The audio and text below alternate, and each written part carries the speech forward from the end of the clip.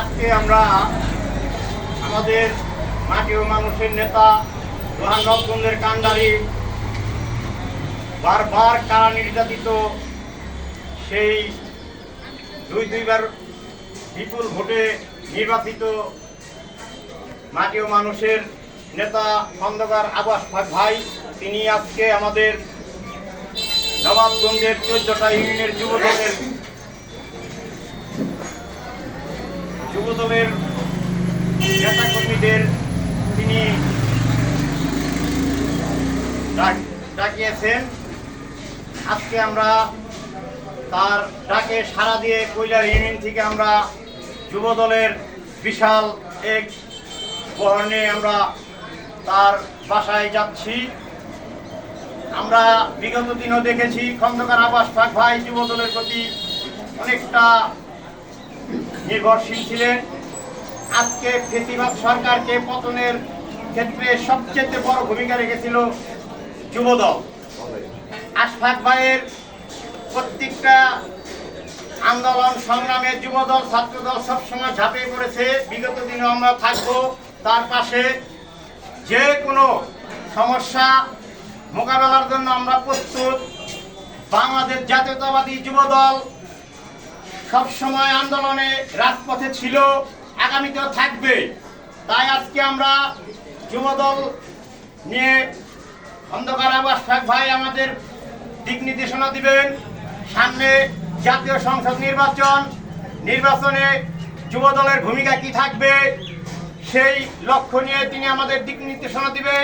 এবং আমি আমার কৈলার ইউনিয়নের যুবক ভাইদেরকে বলছি, আপনারা সবাই কৈলার ইউনিয়নে প্রত্যেকটা ঘরে ঘরে প্রত্যেকটা মহল্লায় মানুষের সাথে ভালো আচরণ করবেন, মানুষের সাথে দেখা করবেন, খন্দকার আব্বাস ভাইয়ের সালাম পৌঁছাই দিবেন। আগামীতে যেন আমরা রোহান নবগঞ্জে খন্দকার আব্বাস ভাইকে বিপুল ভোটে জয়যুক্ত করতে পারি।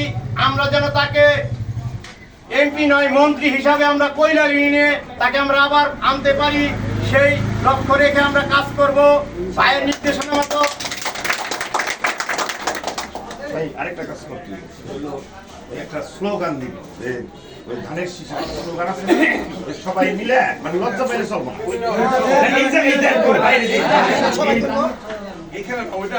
বাইরে দিয়ে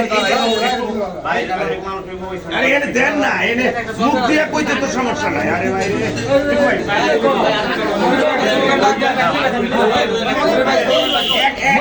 মিনিট করলে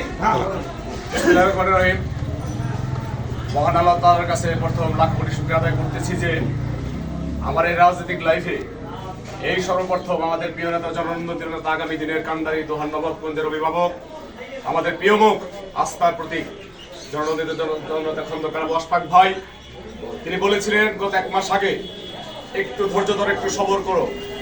দীর্ঘদিন যারা অপেক্ষা করেছো, যারা ত্যাগ, যারা জেল জুলুম অন্যায় অত্যাচার সহ্য করেছো, তাদের জন্য সামনে সুফল আছে ইনশাল্লাহ। আমি তাদের মূল্যায়ন করব। এবং আমাদের দেশ নায়ক জনাব তারেক রহমান সাহেবও একই বক্তব্য রেখেছেন।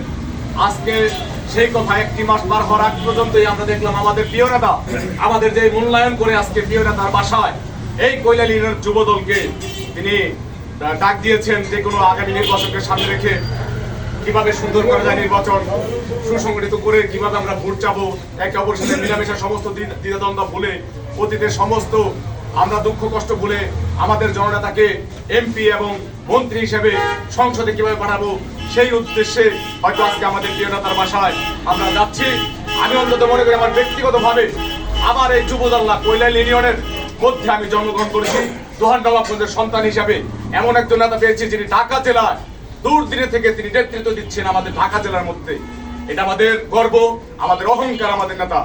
আপনাদের বলছি, আগামী নির্বাচনকে সামনে রেখে সমস্ত মান হিংসা ভুলে ইনশাল্লাহ আমরা খন্দকার আব্বাস ভাইকে ধানের শীষের ব্যাপকভাবে ভোট দিয়ে ইনশাল্লাহ সংসদে পাঠাবো।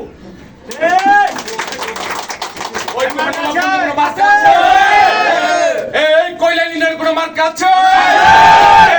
সেই মার্কা আরো জুড়ে দুয়ারে নবাবগঞ্জে কৈলারে সবার মুখে আরো জুড়ে বিপুল ভোটে প্রিয় নেতা ভাই